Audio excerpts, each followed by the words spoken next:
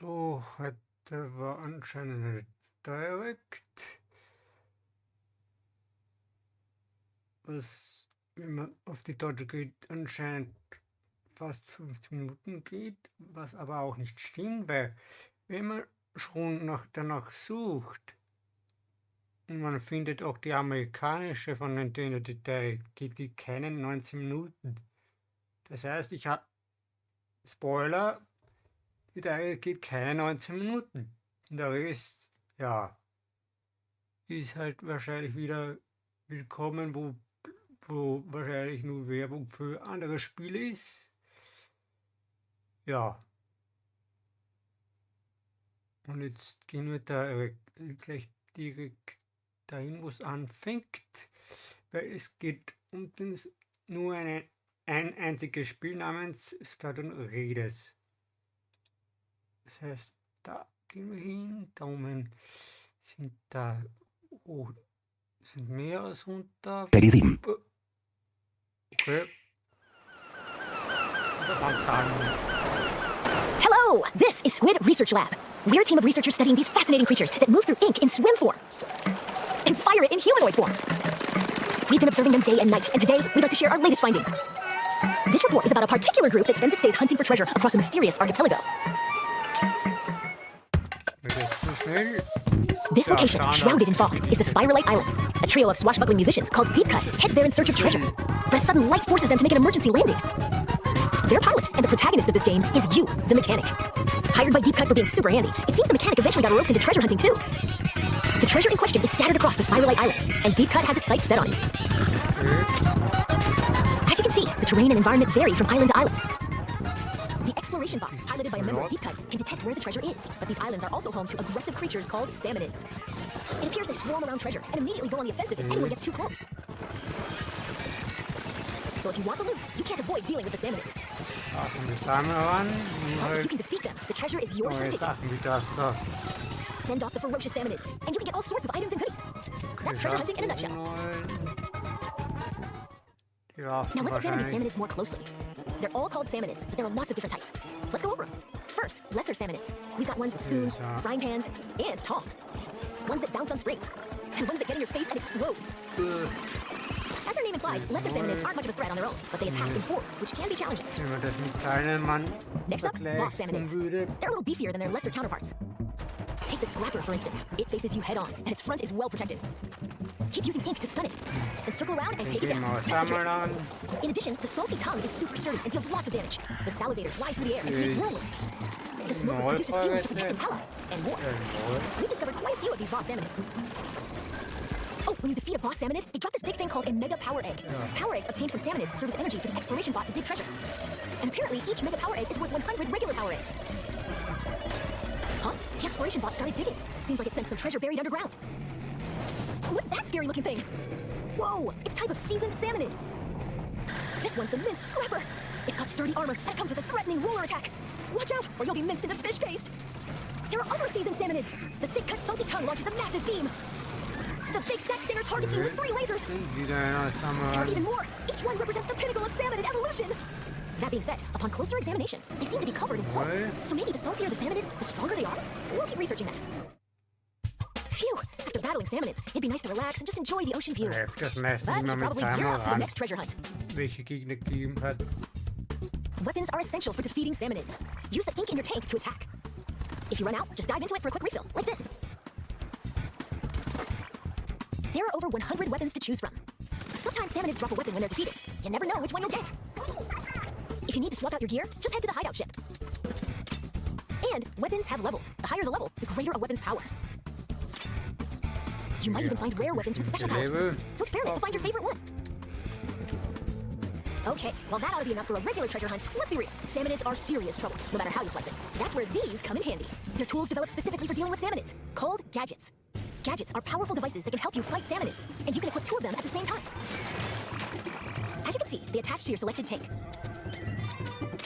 Oh right, there are 3 types of tanks. The speed tank, power tank, and tactical tank. The gadgets you can use depend on the tank, so let's introduce some of them based on tank type. First, speed tank gadgets. Blast boot, leap forward at high speed and attack with a stomp. This can also be used for a hasty escape. Dash ball. Launch forward using the explosion from a bomb. You can also move in other directions. Booyah! Throw it to strike enemies. It'll stay airborne for a bit, then return to you. Booyah! Next, power tank gadgets. Splash it. Perform a quick slash in a wide sweeping arc. Even tough shields don't stand a chance. Splatolites. Attack enemies with discs that orbit around you. They also coat the ground with ink. Pretty useful, huh? Spin wheel. It swirls and sprays ink while moving, repelling salmonids that come into contact with it. The gadget can also lock on to boss salmonids. Finally, tactical tank gadgets. Shot pot. Once it's set, it'll automatically attack enemies. Don't let your prey get away. Bomb balloons. Link them together, then fire at them for an explosion. Chain as many as you can for a bigger blast. Tether whale. Once placed, it connects to your tank with a powerful laser. Any salmonids that come into contact with the laser will take damage. There are other handy gadgets too. Whenever you use one though, a cooldown begins, so you'll need to wait until you can use it again. Keep that in mind. After all, the first step to becoming an expert gadget user is knowing when to use them. And the true value of gadgets lies in customization. You'll need gadget parts for that. Take this booyarang we introduced earlier, for example. It's got delivery damage up, horizontal area up, stop duration up, multi-rang, mega power egg collection, and a variety of other parts that you can equip. You'll need gadget part slots to equip these. As long as there are enough slots, you can add as many different parts as you want. We present to you a customized booyarang. Even at a glance, you can tell it's had some serious upgrades. Next, let's try combining parts for the shot pot. Fire rate up, then range up. An extra shot pot and, ooh, how about knockback gas to keep salmonids at bay? Yeah! This is great! You can also get gadget parts from defeating salmonids. You might even find ones with super high performance. So change up your gadgets with different parts and experiment to find your favorite combo.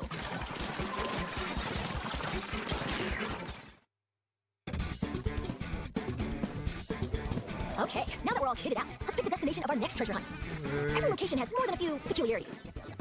For example, there are locations where you'll need to collect lots of power eggs and mine the treasures in a wide open area. There are also dens swarming with salmonids. Strange facilities that lock you into using specific gadgets. And ruins where you'll dig deeper and deeper underground. All sorts of challenges await across the Spiralite Islands. Oh dear. Pretty sure we're done for. Yep, that didn't turn out the way we were hoping. So the salmonids bested you, huh? Well, don't give up. The mechanic can get stronger in different ways. Even if your raid didn't go as planned, you get to keep any experience points, as well as weapons, items, and so on. By gaining experience, you'll level up and become stronger. So get back out there and show those sinister salmonids who's boss. And with the spoils from your treasure hunt, you can add different facilities to the hideout ship. For instance, the mechanic's shack. You can upgrade your tank and increase stats like damage and HP. Looks like tanks also get stronger the more you use them. Keep at it, and you'll be able to equip tanks with 3 gadgets. There's plenty of potential left in these tanks. Plus, in the gadget workshop, Shiver can help you craft new gadgets. And in the weapon stash, Fry can assist with upgrading weapons, or turning them into materials. There's more you can do, so build facilities and use them to hone your treasure hunting talents.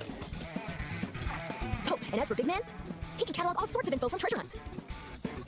Why not stop by and check it out between raids? Let's go over some other features that'll make treasure hunting even more enjoyable. First, your outfits. While trekking across the islands, you can obtain outfits with all sorts of designs. Looking stylish is essential, no matter where you are. If you tap amiibo figures from the Splatoon series, you can get an outfit with a unique design. And by tapping the new Splatoon Raiders amiibo figures, it seems you can unlock an outfit inspired by each character. Next, difficulty options. You can change the difficulty at any time. The only difference is how strong the salmonids are. The loot you get doesn't change, so choose the difficulty that's right for you. Now, about multiplayer. Splatoon Raiders is a single-player focused adventure, but up to 4 players can journey together via local wireless or online play. Team up with friends or create a room with an optional password, and you can go treasure hunting as a group. Gotta say, it's nice to have some backup when facing swarms of salmonids. Speaking of which, there's the help feature. When playing solo, you can call for help, like this. Someone online can come and help you for a little while. But once you finish a raid after using call for help, you can't use it again for a bit. So you might want to save it for really tricky moments. You can also answer someone else's help request. If you do, you can receive some nifty in-game rewards. So work together to emerge victorious. Finally, let's talk a little about some special treasures hidden across the Spiralite Islands. While you're adventuring, you might find treasures like these. They're called salmonid relics. Huh, wonder what that strange power is. Whoa, that's a whole lot of moolah. Many relics like these are scattered across the Spiralite Islands. Doesn't look like these 3 are going anywhere until they're swimming in treasure. Ah, Looks like our time's almost up. Also ist das Ziel Let's wrap things up einfach here. Sachen sammeln oder wie ist das Spiel aufgebaut?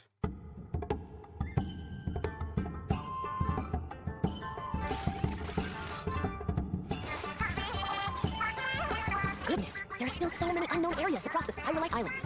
And it seems that among them, there are places that appear almost bottomless. Wonder what's beyond that thick cloud of fog. We hope you'll discover that for yourself. After all, that treasure's not gonna hunt itself. And with that, Squid Research Lab out. Und das kommt in knapp einem Monat raus.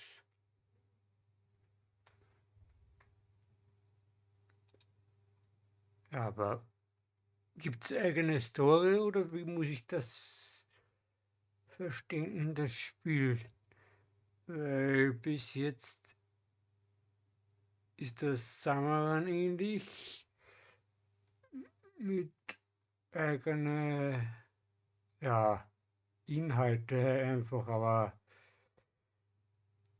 das, was das Ziel ist und was auch immer ist, habe ich noch nicht ganz verstanden. Ja, keine Ahnung. Werden wir dann sehen, wenn das Spiel groß ist, würde ich mal sagen. Also einfach mal, weil es war das ist eine gute Dimension gewesen. Naja, bis dann würde ich mal sagen und ciao!